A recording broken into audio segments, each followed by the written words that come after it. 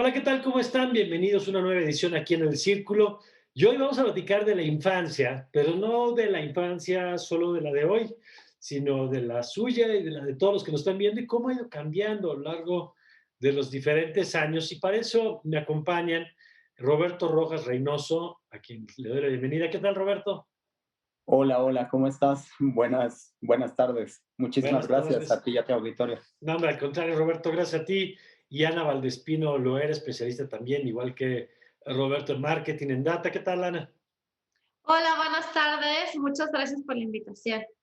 No, hombre, gracias a ustedes y me encanta el tema de hoy, porque si te parece, Ana, empezamos contigo.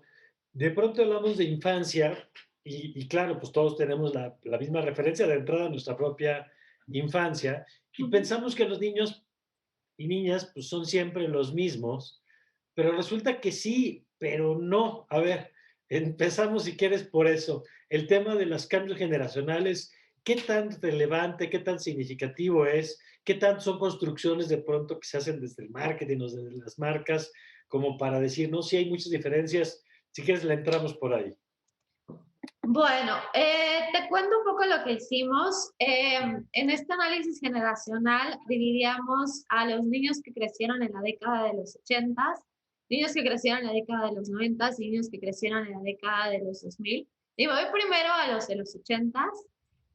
Lo que vimos es que hay como ciertas referencias a algunos personajes, pero estos personajes, y les preguntábamos tanto a niños como a niñas, bueno, a hombres y mujeres que fueron niños en esa época, y los personajes son diferentes, ¿no? Entonces veíamos, por ejemplo, este futbolista Hugo Sánchez, que seguramente todos reconocemos, veíamos a Rocky, ¿no? En esta figura mucho más como perseverante, que logra sus Oye, estás objetivos. hablando de la categoría de los que ya nos toca la vacuna, ¿no?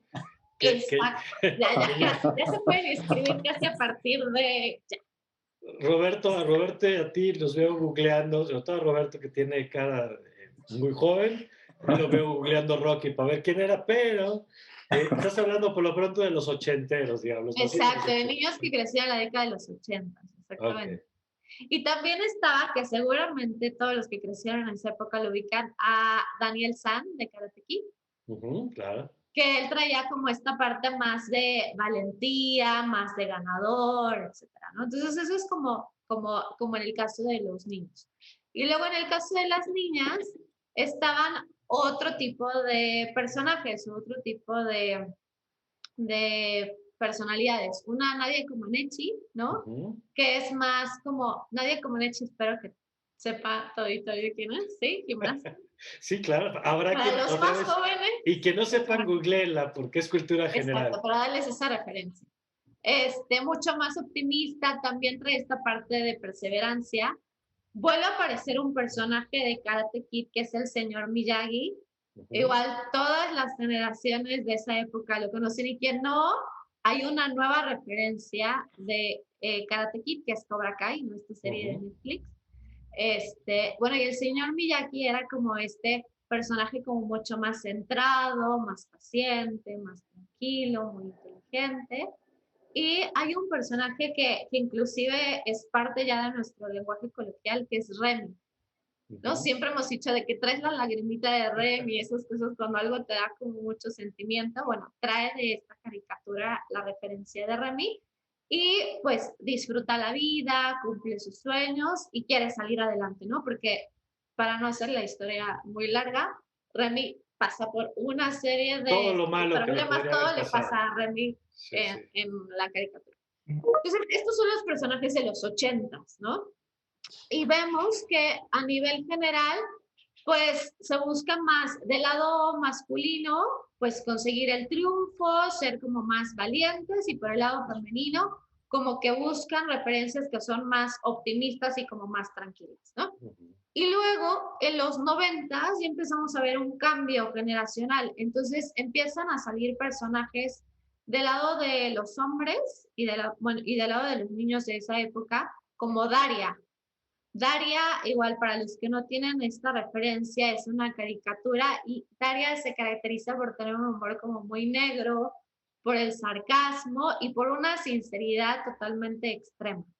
Y había otros personajes como supercampeones, que son como más hacia valores de amistad, más hacia unión, más hacia fortaleza, o los Thundercats, ¿no? Ujú. Que igual traían esta parte de amistad, de fortaleza, pero también de valentía y de aventura. Entonces, esta es la parte de los hombres.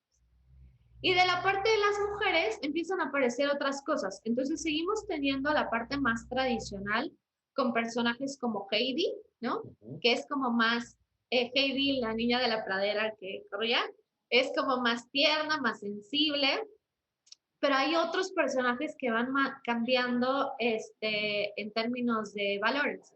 Por ejemplo, sale Sabrina, la bruja adolescente, Ujú. que es mucho más divertida, alegre, ingeniosa, muy valiente.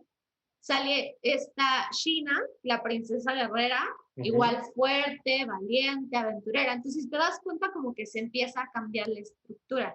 Ya no hablamos como de esta parte más tradicional, sino hablamos de unos valores y actitudes del lado de los niños, que son más nobles, más amistosos, más de trabajo en equipo, pero con esta acidez, ¿no? Que nos trae este Ujú. personaje de Daria como representativo.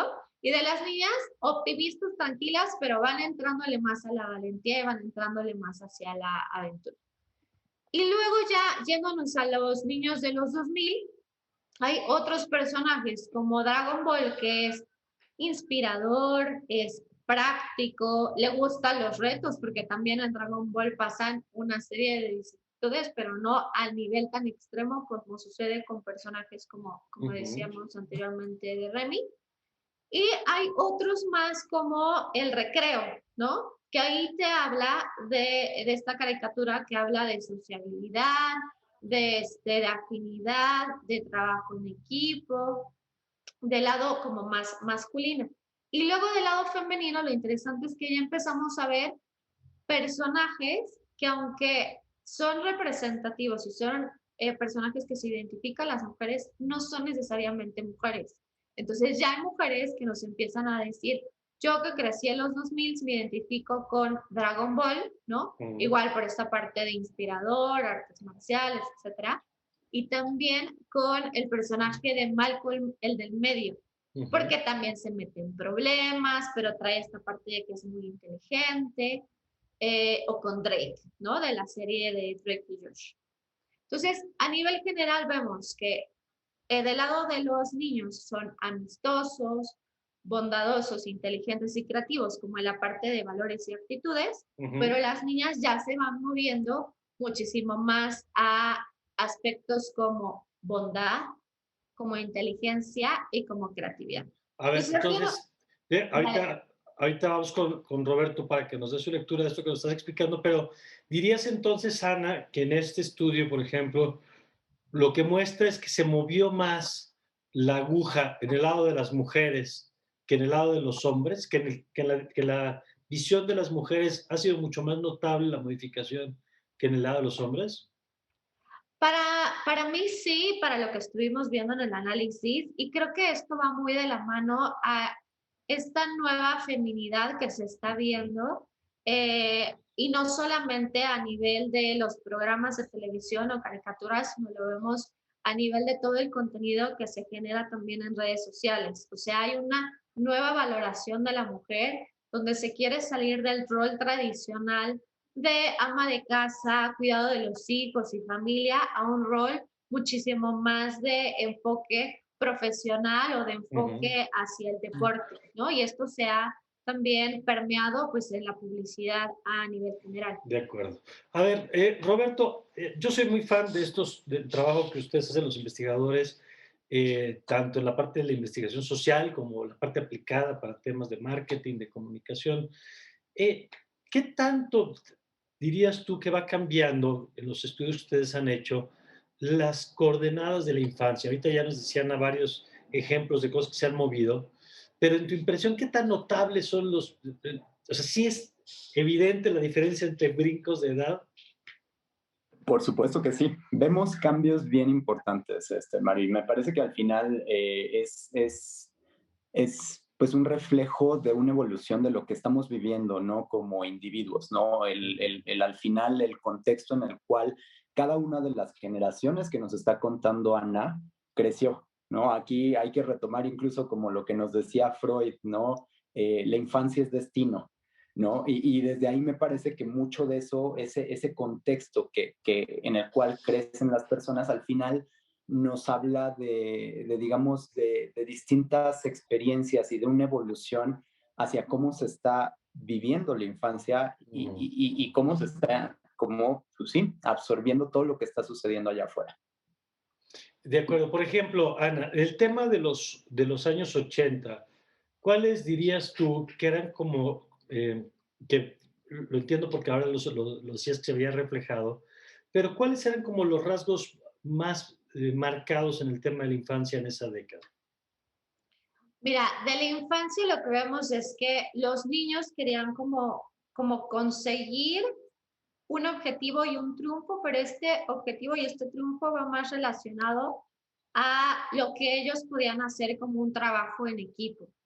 E inclusive también adelantándome un poquito en términos de lo que ellos hacían al momento de recibir dulces o snacks de sus padres, lo veían como algo que compartir, ¿no? Es como te dan una bolsa de papitas o una bolsa de lo que sea y veías que esto lo ibas a compartir con otros y eso te daba la posibilidad de platicar con ellos y tener una interacción.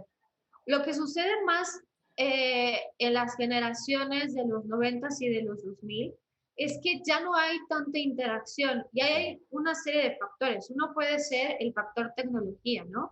Niños que crecieron en los 80s, pues tenían acceso a televisión abierta, en algunos casos a televisión de paga, pero muchos también salían a jugar en las calles, ¿no? Era un contexto social totalmente distinto. Ahora, 90s, 2000, vemos otras cosas como, por ejemplo, el uso de videojuegos, el uso del internet también, incremento del uso de celulares, que ya te hablan de un entretenimiento mucho más individual. Y entonces ahí cuando te dan las papitas o te dan algo, tus papás, ¿no? En este caso de estos niños, era más para este eh, punto individual de sentirme bien como, como un premio de lo que yo estoy haciendo, o si me dan algo es como para que yo muestre a los demás que yo tengo tal cosa, ¿no? O sea, tengo este juego o tengo este snack, entonces tal vez voy a ser valorizado por los demás de una manera diferente. Sí, a ver, Roberto, tu perspectiva sobre esto, sobre estos valores, digamos, y cómo se han ido moviendo. Cómo se han ido moviendo, en verdad, justo muy en línea, ¿no? Con lo que decía Ana, al final existe como esta forma en la cual las distintas generaciones, ¿no? Han ido reflejando como ciertas cosas en la infancia que han creado, ¿no? Lo que veíamos, por ejemplo, en el caso de las niñas, en el caso de los personajes que nos contaba Ana, ¿no? Es súper generación X, ¿no? El hecho de que tengamos a aquellos personajes añorados, entre ellos tengamos a Nadia Comaneci, entre ellos tengamos a Madonna, me parece de repente que nos habla mucho acerca como de esa búsqueda, ¿no? De establecerse, de buscar figuras femeninas fuertes, ¿no? Que al final justo como que challengearan de repente como esa visión más tradicional que existía como hacia ese género. Mientras que si los comparamos justamente con los chicos más jóvenes, ahí ya tienden a borrarse, ¿no? Y esto es bien interesante, que los niños, ¿no? Niños y niñas compartan una visión muchísimo más común, ¿no? Entre aquellos personajes con los cuales ellos se sienten como muy reflejados, ¿no? Hay un cambio valórico bien interesante que justo nos habla de repente de una visión ya no tan parcial, nos habla de una visión muy vista como desde la equidad, ¿no? De repente como desde la comunidad, independientemente de cosas como género, ¿no? Y la verdad es Más que ahora es que bien antes. interesante. Exactamente. Antes, cuando nosotros veíamos, ¿no? Cuando revisamos las respuestas de las personas, digamos como la generación X, aquellas personas que crecimos en los 80s, vemos visiones de género bien distintas, ¿no? Visiones de género donde los hombres pues, son a partir de los personajes, son estos grandes competidores, estas figuras masculinas, ¿no? Como Rocky, como Hugo Sánchez, como los Thundercats, estos guerreros, ¿no? Que al final van allá afuera y luchan, pero mucho desde ese estereotipo, digamos, como hipermasculino, ¿no? Hacia esto, ¿no? Y las mujeres se fijaban en otras cosas como lo que nos contaba, ¿no? Candy Candy, ¿no? Y este tema Miyagi. de géneros, tú viste que has visto que el paso de los años se van diluyendo un poquito. Exactamente, esta barrera ha tendido a desaparecer, ¿no? Y ha tendido a desaparecer en tanto que tienden ya a valorar cosas similares los niños y las niñas, ¿no? Tienden a ya no ver esta barrera de repente de género que para los que crecimos en los 80s y para la generación de los 90s que está medio en transición, era como todavía una división importante, ¿no? Okay. Eso es una gran evolución que hemos podido ver en estas nuevas generaciones. Mira, interesante. Y lo pienso, te escucho, Roberto, y pienso en cosas tan absurdas como traer una camisa rosa, ¿no?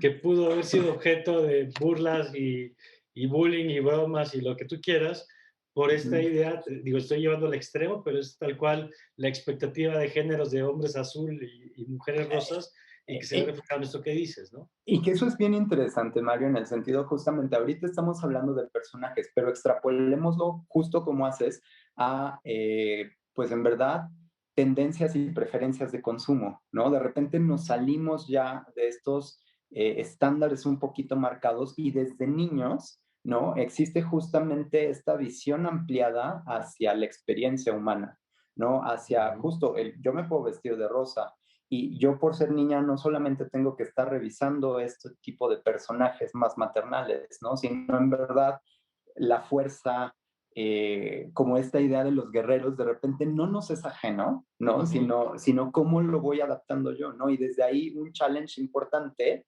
a todas estas ideas preconcebidas acerca de todo esto del género, por hablar de una De parte, acuerdo, ¿no? de acuerdo. Vamos a hacer un corte y ahorita regresamos. Y yo les quiero preguntar, ahorita que volvamos, el tema de cómo se ven los niños y las niñas a sí mismos y qué tanto ha cambiado esto de ser como sujetos, de ser casi objetos a ser sujetos, ¿no? Y cómo ha cambiado su papel, incluso en la toma de decisiones, ahora que hablamos del consumo, de los hábitos de consumo. Si les parece, lo platicamos regresando a esta pausa. Ya volvemos.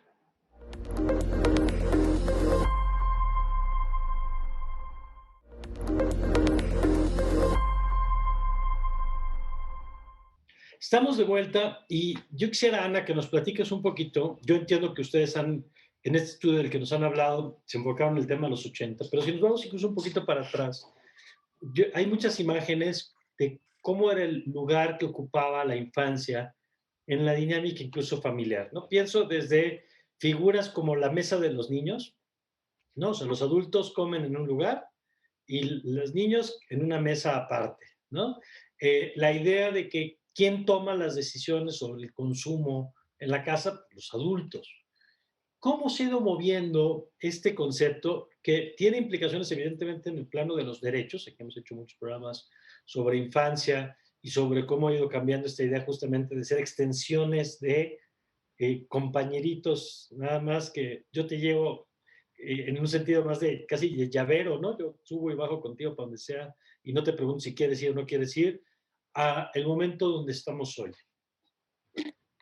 Mira, es muy interesante, Mario, lo que comentas, porque justo en los años que llevo trabajando en Kantar hemos hecho varias investigaciones sobre el niño.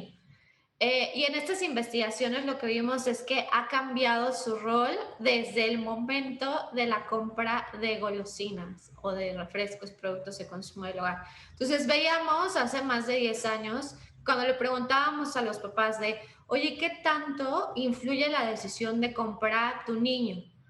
Y nos decían, pues, que no influya tanto, ¿no? Y recuerdo mucho el porcentaje de incremento en 10 años, que fue del 15%.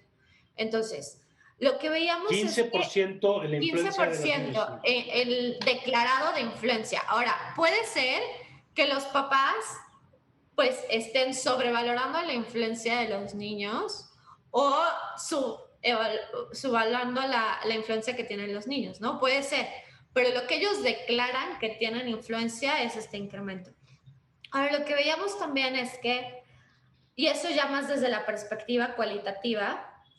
Cuando salen los niños, antes teníamos, bueno, el rol de la mamá que se quedaba a cuidar o el rol de la abuelita que se quedaba a cuidar a los niños. Entonces no existía este sentimiento de culpa de salgo y entonces te tengo que compensar porque no estoy todo el tiempo contigo.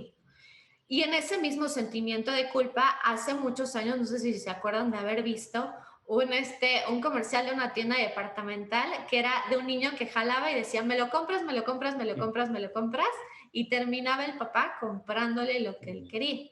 Entonces, justo en esta investigación cualitativa mostrábamos el comercial y le decíamos a los papás, oye, ¿es en serio que esto sucede cuando tú sales a un centro comercial o sales a una tienda departamental? O sea, sí te presiona y sí, o sea, muchos papás hablaban desde la perspectiva del berrinche, ¿no? Ujú. O sea, de que te empiezan a gritar, que te empiezan a hacer, pues ya cosas más físicas, ¿no? Desde tocarte o se tiran al piso, etcétera. Pero viene en esta investigación cualitativa que veíamos desde la perspectiva de la culpa, de cómo te voy a compensar porque no estoy todo el tiempo contigo. Entonces, una forma de compensarte es desde la perspectiva económica. Ok. Entonces, te compro las cosas para que te sientas mejor. Oye, pero ¿y qué tanto, a ver, Roberto, además de esto que explica ahorita Ana, que puede deberse a dinámicas económicas, ¿no? El hecho de que el papá y mamá trabajen o los padres tengan que trabajar en muchos casos y por lo tanto pues, puede dar esta dinámica que dice Ana, a lo mejor de culpas. Y por supuesto está el factor del berrinche y la exigencia, lo que tú quieras, pero hasta dónde también no es un cambio en la concepción, justamente en que la opinión de las niñas y los niños es importante y que por lo tanto tienen un peso en la toma de decisiones de un montón de cosas que antes ni siquiera por acá nos podía pasar. Total, es una realidad lo que dices, Mario. O sea, en verdad, me parece que hay una evolución, hay una resignificación del papel de los niños, o sea, de la infancia. Como decías, bien pensemos, 50 años, 40 años atrás, los niños pues eran sujetos que estaban ahí en la casa, pero casi que no contaban ni voz ni voto, ¿no? En las decisiones familiares.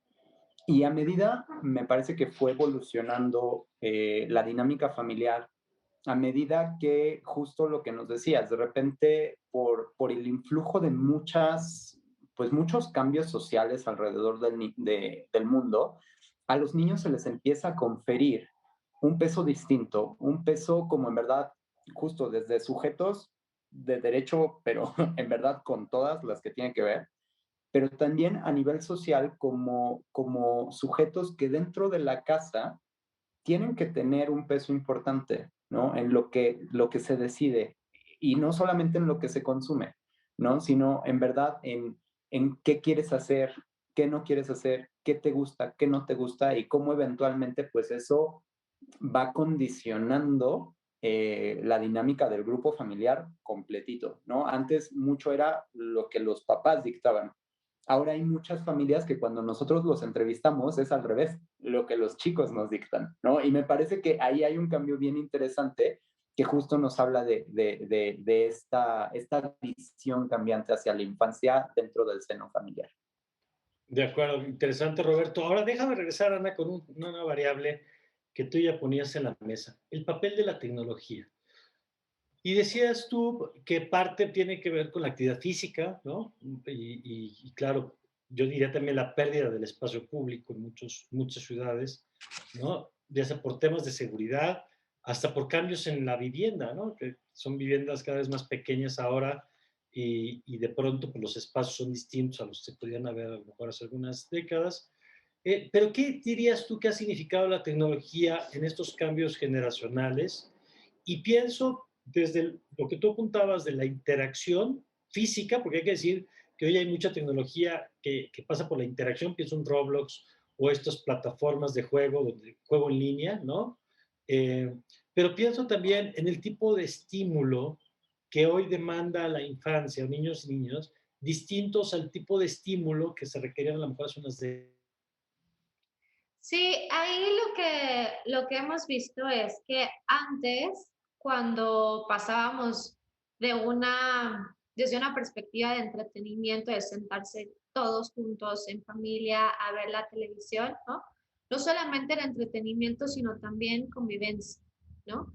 Ahora ya en muchas familias no hay uno, dos, tres dispositivos, puede ser tablet, puede ser celular, y ahí tiene cada uno su propio entretenimiento. Claro. Entonces Y ya ya no no se... van de la mano.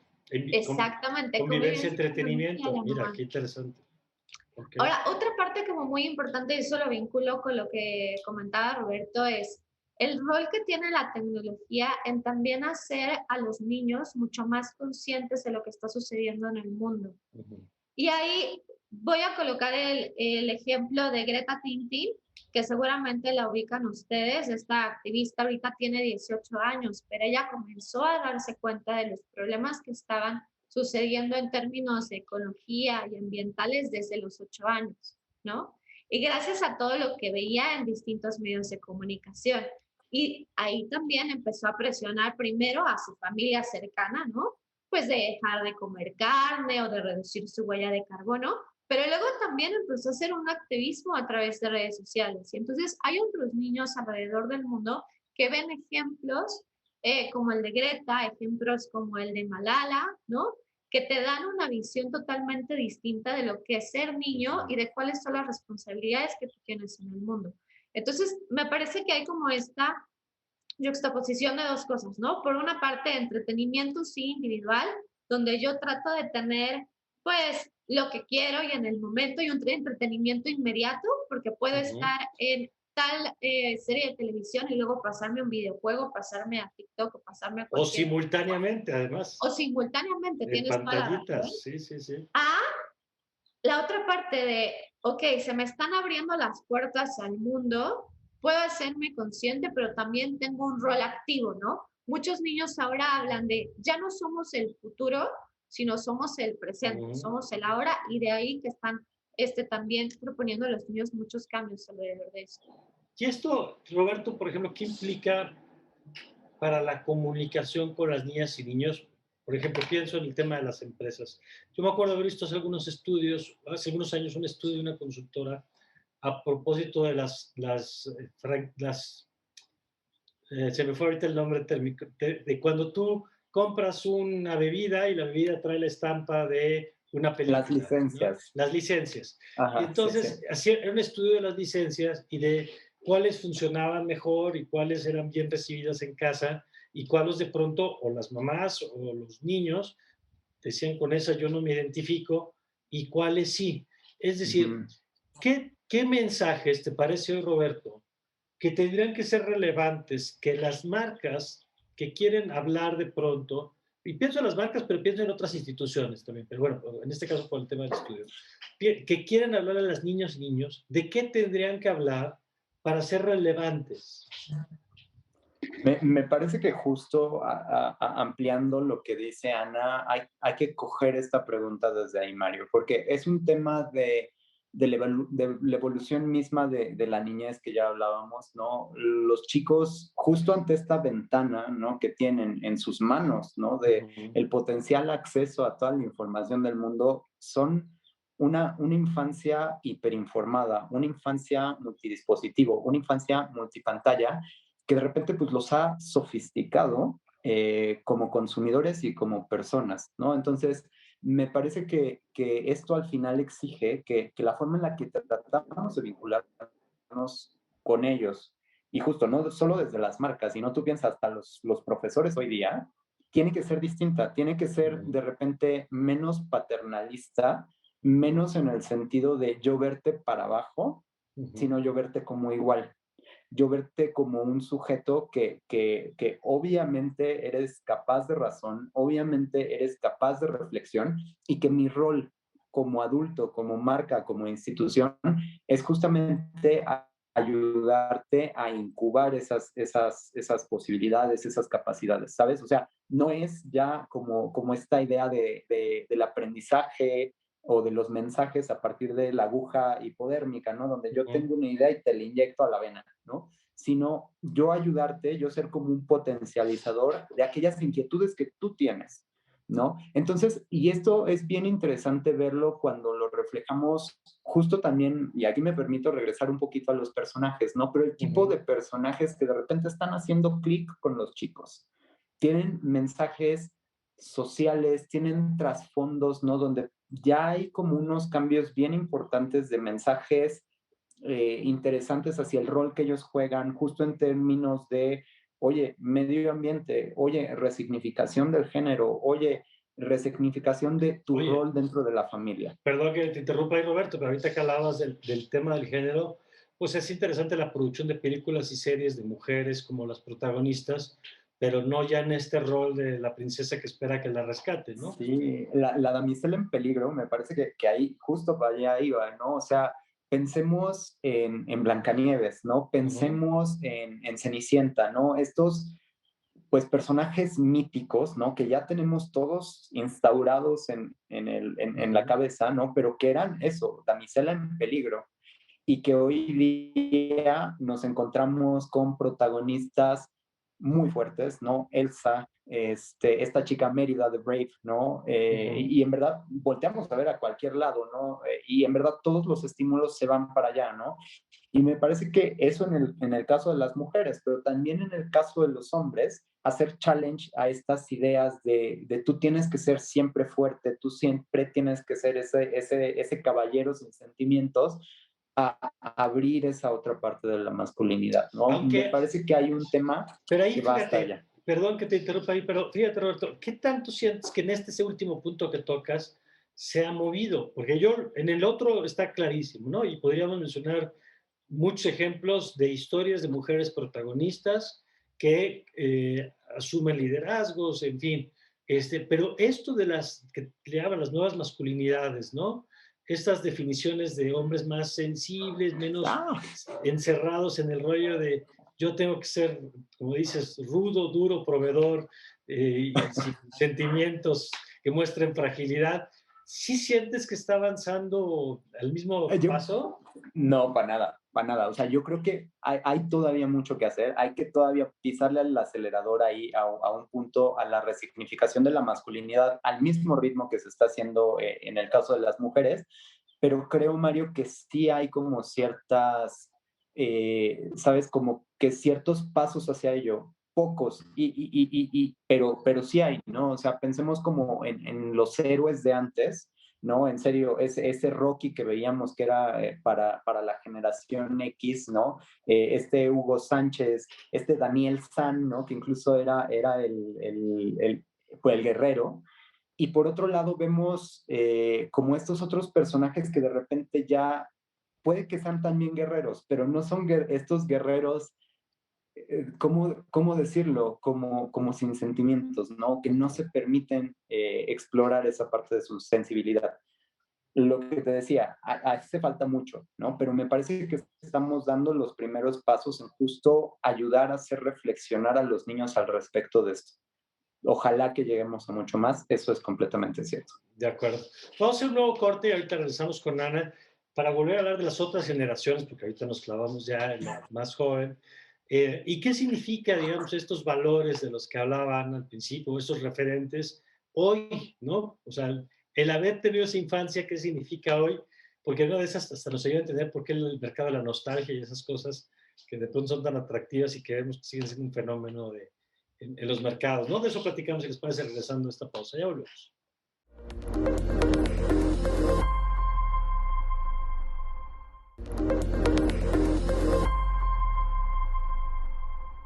Bueno, estamos de vuelta, Ana, y nos quedábamos antes del corte. Bueno, ahorita platicamos en el corte algo contigo y con Roberto, que el tema ambiental, ya decías tú, es uno de los ejes ahora. El tema de género, sin duda, de la diversidad, de la inclusión, es otro de los temas que está ahí presente.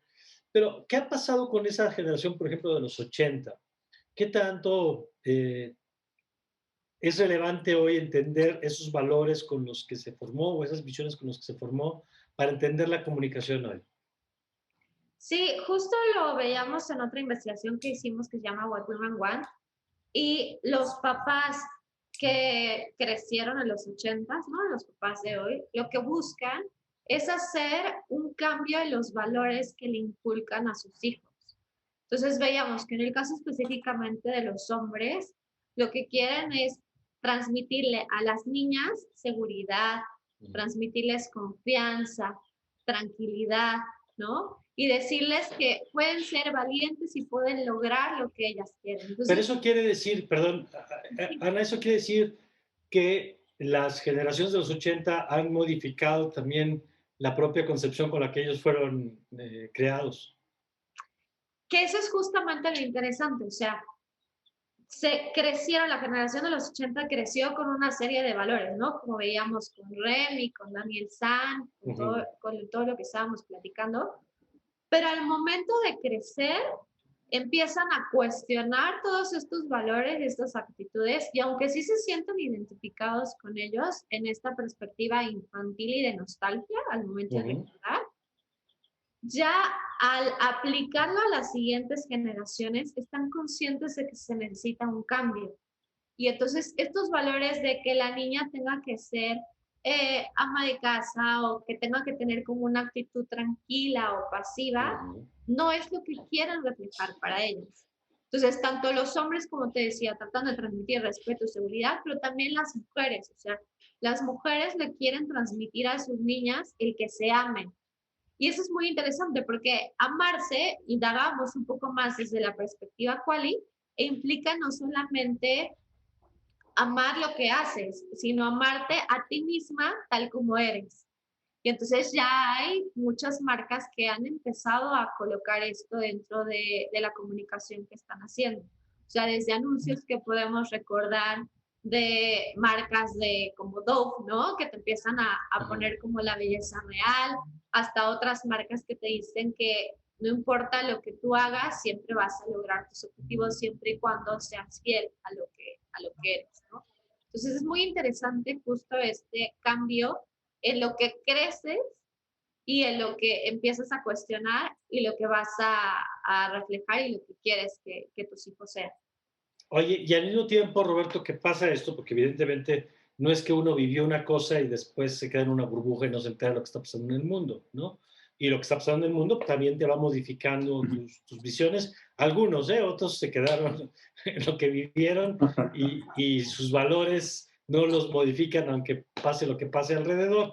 Otros quizá un poco más abiertos a lo que está pasando en el entorno. Pero mencionaba ahorita, Ana, el tema del mercado de la nostalgia y de cómo funciona también esto a veces para la comunicación de las marcas, ¿no? Apelar a esos valores, a esos referentes, incluso no es casual, como decían, que de pronto series pues revivan justamente éxitos de los 80, apelando a las nuevas audiencias, pero apelando también a los padres, ¿no? Las series de televisión hoy, ¿cuántas no están viviendo de ese mercado de la nostalgia? ¿Y qué significa esto para las marcas también, Roberto? Totalmente. Y de hecho, Mario, la nostalgia, o sea, en verdad como término y como proceso mental es una cosa interesantísima porque es un proceso mental bien complejo, pero que justamente lo que hace es como tratar de transformarse en un regulador emocional, ¿no? Entonces lo que hace es que las personas cuando recuerdan desde la nostalgia, uno siempre recuerda con placer, ¿no? Idealiza. Exactamente, pero no te acuerdas como de aquellas cosas que antes eran peor y que probablemente hoy estamos mejor. Eso la gente sí lo hace cuando tú les pides como racionalizar sus Pero recuerdos, ese es ¿no? un paso distinto. Exactamente. La nostalgia siempre te habla del placer, siempre te habla como de estas generalidades, de aquello que, ay, antes podíamos hacer eso, ¿no? Y entonces es un sentimiento increíblemente poderoso que nos mueve a todos, pero como nos mueve el azúcar, como nos mueve el chocolate, ¿no? Porque al final es una cosa que es un territorio en el cual es bien cómodo estar, ¿no? Entonces, como bien dices, ante un momento, ¿no? Que estamos viviendo hoy como sociedad y que en verdad yo te diría que cada una de nuestras generaciones, estas últimas tres de las que hemos estado hablando, han vivido, son momentos de cambio extremo, de cambio completamente extremo, ¿no? La generación X que vivió todas estas grandes crisis a finales de los 80s, la generación, los millennials, digamos los late millennials, que también, pues los 90s fueron un poquito más soñados, ¿no? Pero de repente tienen también sus golpes terminando en el 9/11, ¿no? Y los centennials que justamente nacieron en este mundo de caos y viven en este mundo de caos, la nostalgia desde ahí apacigua. Y entonces cualquier cosa que se apalanque en esa nostalgia se va a transformar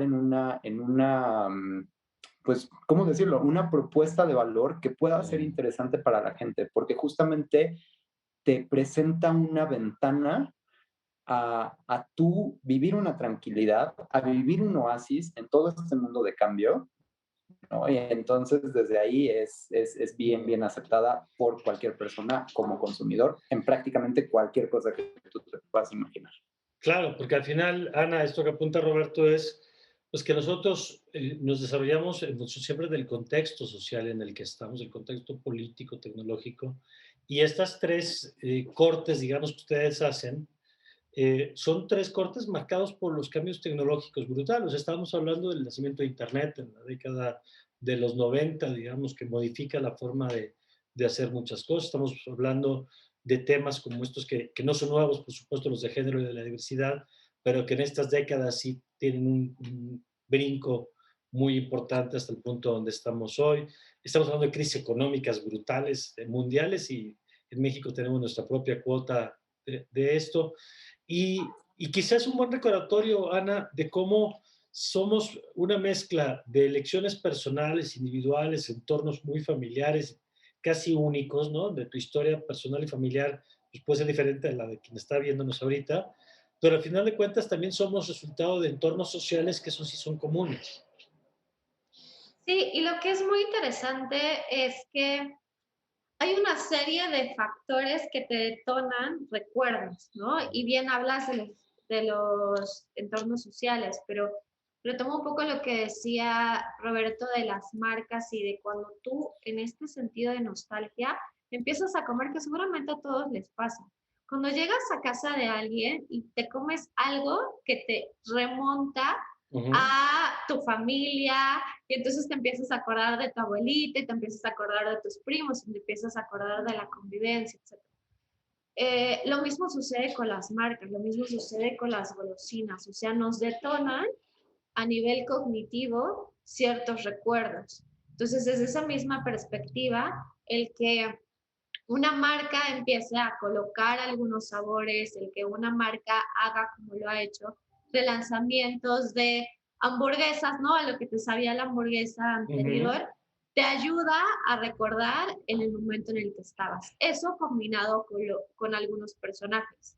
Y justamente ahorita lo que está sucediendo es que hay también una resignificación de los personajes. O sea, aunque los empiezan a lanzar desde este marketing de la nostalgia, ¿no? Como hablábamos hace rato de Karate Kid, también te empiezan a hablar desde una perspectiva distinta, ¿no? Del antihéroe, ¿no? Que es totalmente diferente el héroe que tú ves en Cobra Kai versus el héroe que ves en Karate Kid. Bueno, o y series como Descendientes, ¿no? el antihéroe por un lado, en efecto, pero por el otro, la reinterpretación de prácticas, personajes que eran aceptados, normalizados, y que hoy son inaceptables en el contexto actual.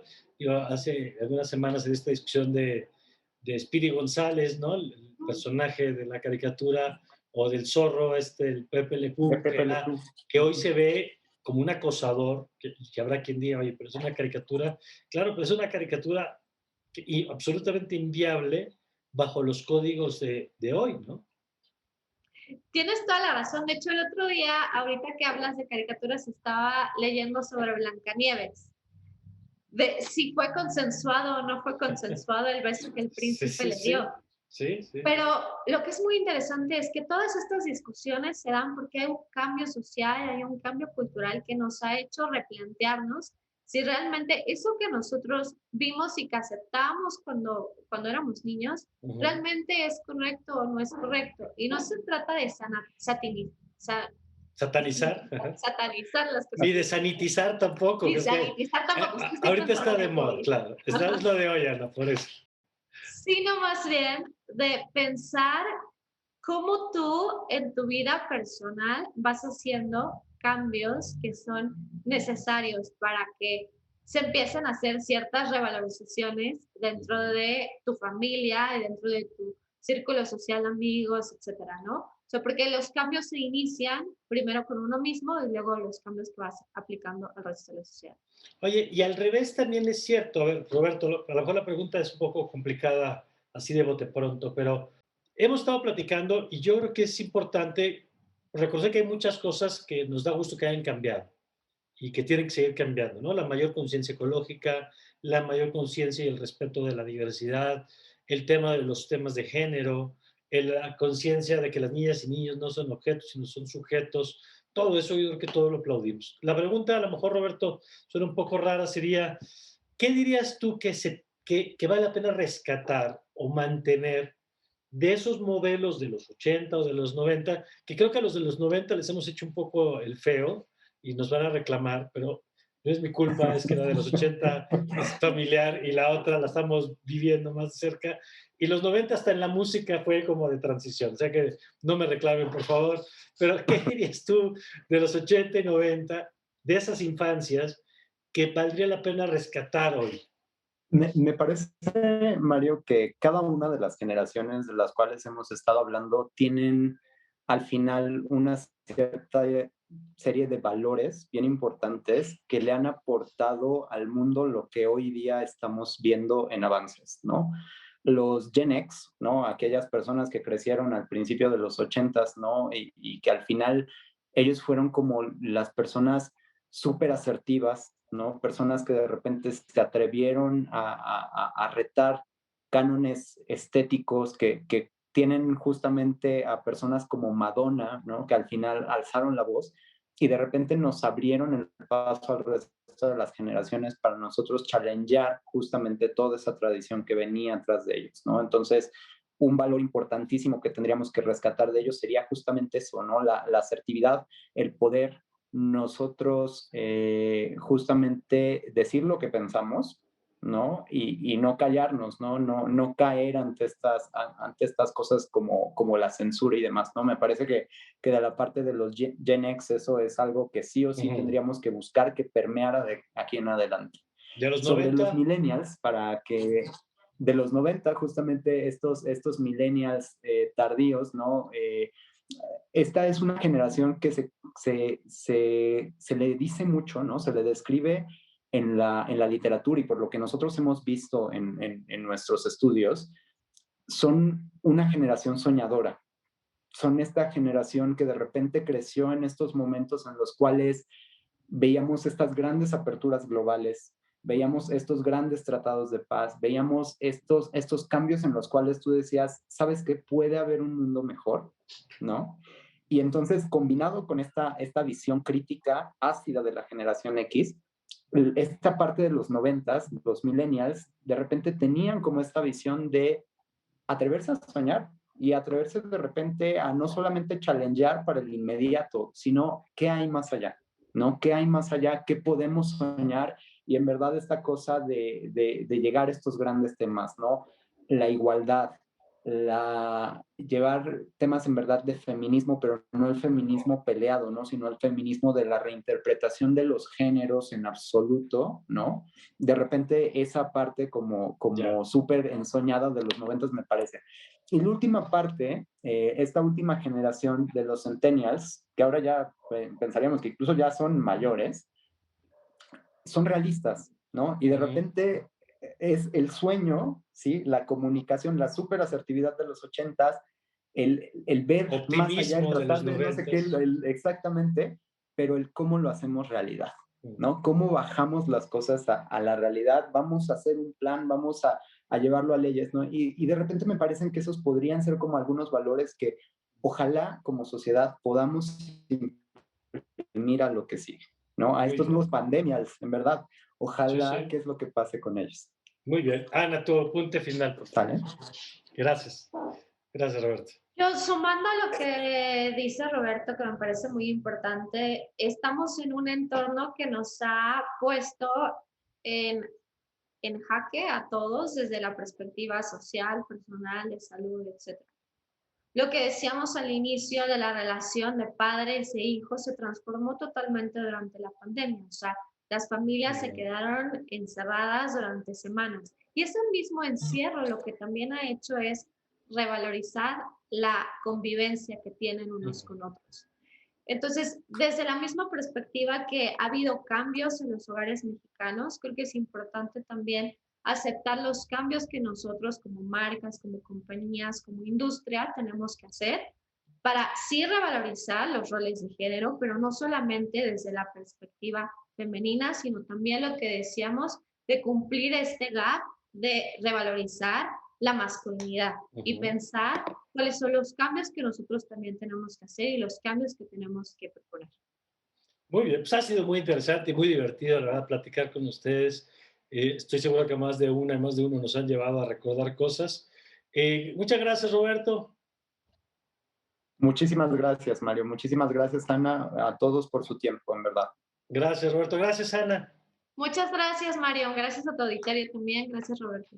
La verdad es que ha sido muy divertido y se pasó el tiempo volando con ustedes en esta conversación. Gracias a los dos y gracias a usted por habernos visto. Compártale este programa a alguien que seguramente se va a acordar hasta para las series y entender por qué somos como somos.